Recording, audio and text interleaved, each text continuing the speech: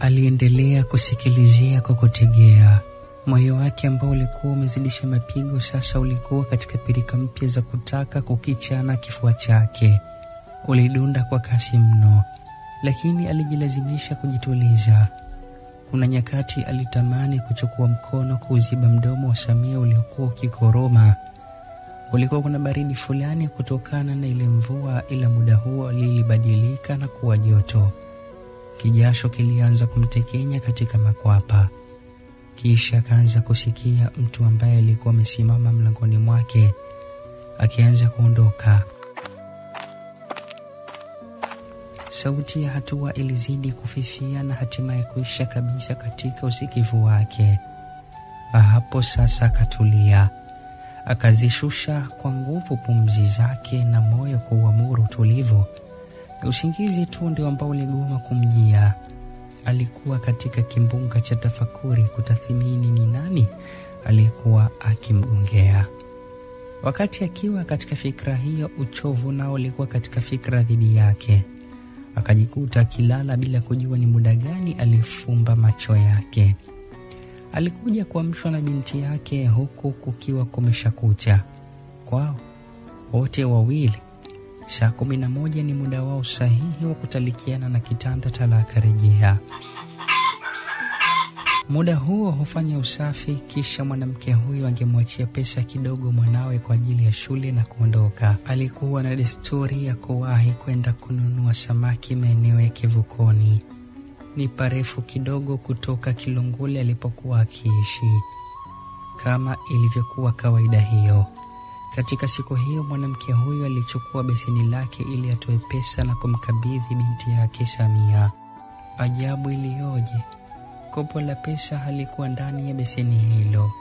Aliwageuza samaki wale waliokuwa wamebaki jana yake kwa lengo la kuuza tena, lakini wapi, hakukuwa na kopo. Macho yalimtoka. Akaanza kupekua hovyo katika chumba hicho kwa kuhisi labda alilitoa, lakini hakikubadilika kitu, kulibaki vile vile. Hakukuwa na kopo. Kimuhemuhe kilimshika mwanamke wa watu. Si kwamba hakuwa na akiba yoyote ya pesa, lakini kwa uduni wa maisha yake kupoteza shilingi 7,000 ni maumivu ya kumzidi yule aliyejigonga kidole chake cha mwisho katika kona ya meza. Muda ulikuwa unazidi kusonga. Mtoto alikuwa akichelewa kwenda shuleni. Kwake yeye kwenda sokoni hakukuwa ndani ya uwezo wake tena. Ilikuwa ikikimbilia saa 12 alfajiri. Alishachelewa. Hakutaka kuruhusu matatizo mawili kutokana na tatizo moja. Akaingia katika akiba yake na kumpatia Samia kiasi. Mtoto akienda zake shule, yeye akabaki na sononeko juu ya pesa yake ya jana. Aliujutia muda wake ambao aliupoteza jana kule katika eneo la biashara. Akajitoa sadaka kwa mbu ili apate pesa, alafu asubuhi anajikuta bila chochote. Si pesa ya mzunguko wa biashara wala faida ya siku hiyo, vyote havikuwepo. Alijaribu kuvuta picha labda kama angeweza kukumbuka, lakini hakukuwa na lolote.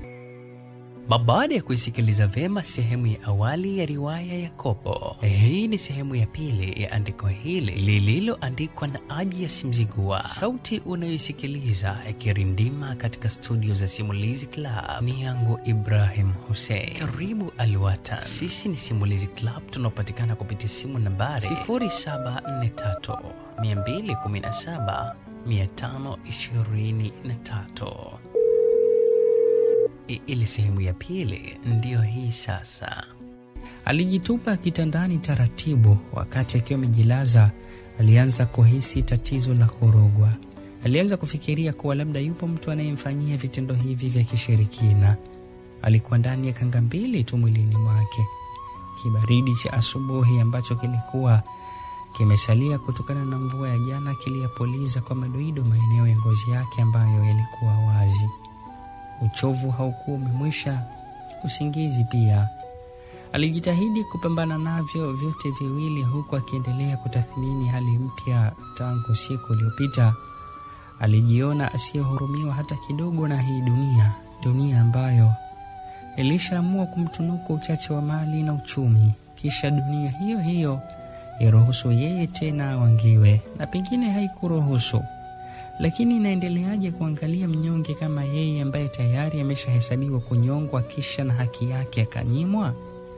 Mwanamke huyu alijihisi asistahiki katika sayari hii. Katika kipindi kile kile cha mawazo yenye ladha ya majuto, usingizi uliokuwa ukizuga kama hauna habari naye sana ulimpitia kwa kasi na asitambue ni kivipi. Ya hiyo ndiyo tabia ya usingizi wa fukara. Humkuta kwa bahati mbaya na humuondoka kwa makusudi. Ya hiyo makusudi wala haikukawia. Mlango wa chumba aliokuwa ameuegesha ukagongwa. Alikurupuka, akainuka na kusikiliza vizuri. Alijiona kama vile amechanganya uhalisia na ndoto ya tukio la usiku uliopita. Akaweka umakini wake huku akitazama katika mlango. Kulikuwa kuna kivuli cha mbali. Ni mtu ndiye aliyekuwa amesimama akatoka.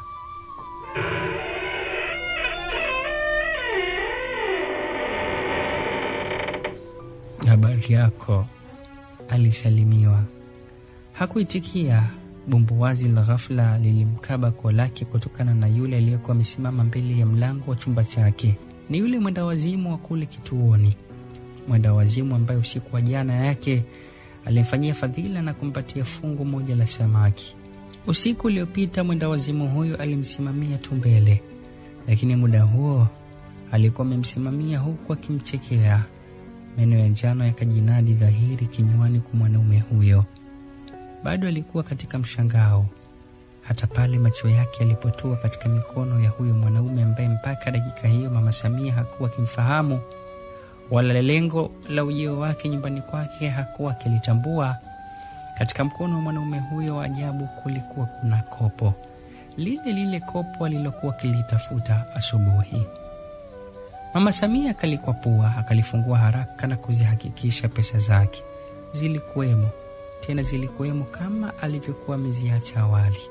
Yule mwendawazimu baada ya hapo hakunena lolote. Aligeuka na kumwacha Mama Samia akiwa katika kitendawili kizito. Hakutegemea mwanamke huyo, hakutegemea kuzipata pesa zake katika mazingira kama yale. Kinywa chake pia kiliingia baridi, akashindwa kutamka neno lolote kwa yule mwendawazimu. Hakika ilikuwa ni ihsani inayojitazama katika kioo. Na hiyo ikawa mara ya pili kwa Mama Samia kumuona mwanaume huyo ambaye alikuwa na muonekano usioeleweka. Kisha ya tatu haikuwa mbali, ikajizoa huko ilikokuwa na kuja kwa kishindo. Ilikuja usiku wa siku hiyo ambao Mama Samia alifanikiwa kulala mapema.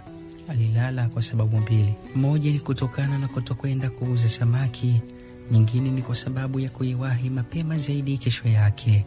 Mlalo wao ni ule, yeye na bintiye kwa kujibanabana katika kitanda chao kidogo. Sisi ni Simulizi Club, tunapatikana kupitia simu nambari 0743 217 523. Alishituka tena, na kilichomshtua kilikuwa ni kile mchakato wa nyayo karibu na mlango wake. Hakuwa na hofu sana. Alishatanabahi kuwa mtu aliyekuja jana ni yule mwendawazimu. Kitu kingine kilichomtia wasiwasi, mlango haukuwa ukigongwa kama jana yake. Mlango ulikuwa katika harakati za kufunguliwa, na hapo akawa ameandaa kinywa chake na kuliweka sawa kwa ajili ya kubwatuka kelele za wezi. Alizitenga sekunde chache tu za maandalizi, unadhani zilitimu? Alisikia vishindo viwili vizito pale katika mlango wake, kisha kukatulia kama kulivyokuwa awali. Rasmi ile dhana ya uchawi ambayo alianza kuifuta polepole kichwani mwake ilianza kurejea. Akanyanyua mikono juu. Mungu, hakika kheri na shari zote umeziumba wewe, naomba unipushie hili la... Kabla hajamaliza maombi, shari ikawa imemfikia. Mlango ulifunguliwa, kisha mtu mmoja ambaye hakuwa amemuona akamuwahi haraka pale kitandani na kumziba mdomo. Akashindwa kuitumia silaha aliyekuwa ameiamini tangu mwanzo. Kelele angepiga wapi? Kitimutimu hicho cha ghafla kikamuamsha Samia. Binti huyu aliinua uso wake na kumkuta mama yake akigugumia. Pembeni mama yake kulikuwa kuna mtu. Fikra za msichana huyo zilikuwa zimbivu tayari. Alitumia akili pungufu mno kuitafasiri hali ya hatari ambayo mama yake alikuwemo. Ile silaha iliyokuwa imebeba maandalizi mazito kinywani mwa mama sasa haikuhitaji kusubiri chochote kwa mtoto. Kelele. Samia alipiga yowe kali sana. Mnyamazishe mwanao, la sivyo na kuua hapa hapa. Yule mwanaume alitoa kauli huku mkono wake ukihama kutoka katika mdomo wa mama Samia na kudondokea katika shingo. Alimkaba.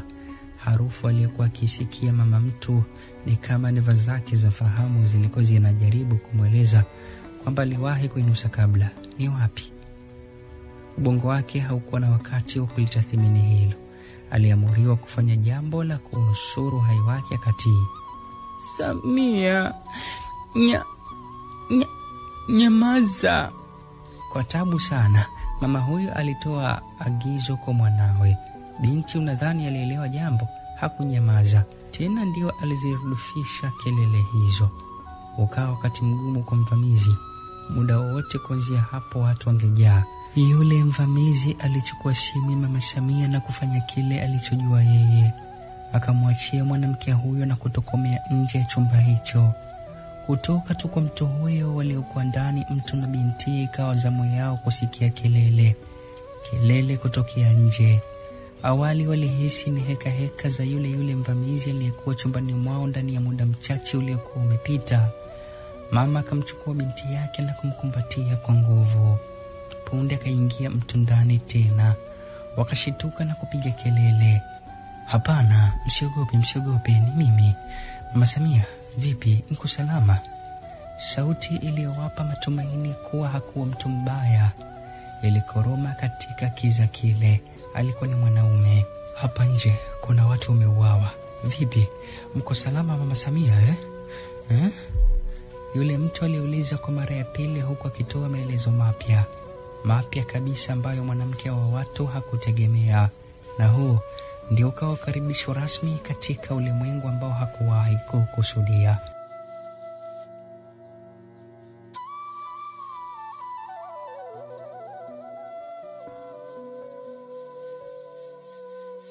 Mwisho wa sehemu ya pili, sio mwisho wa riwaya ya Kopo. Subscribe, bonyeza alama ya kengele, kisha endelea kuvuta subira.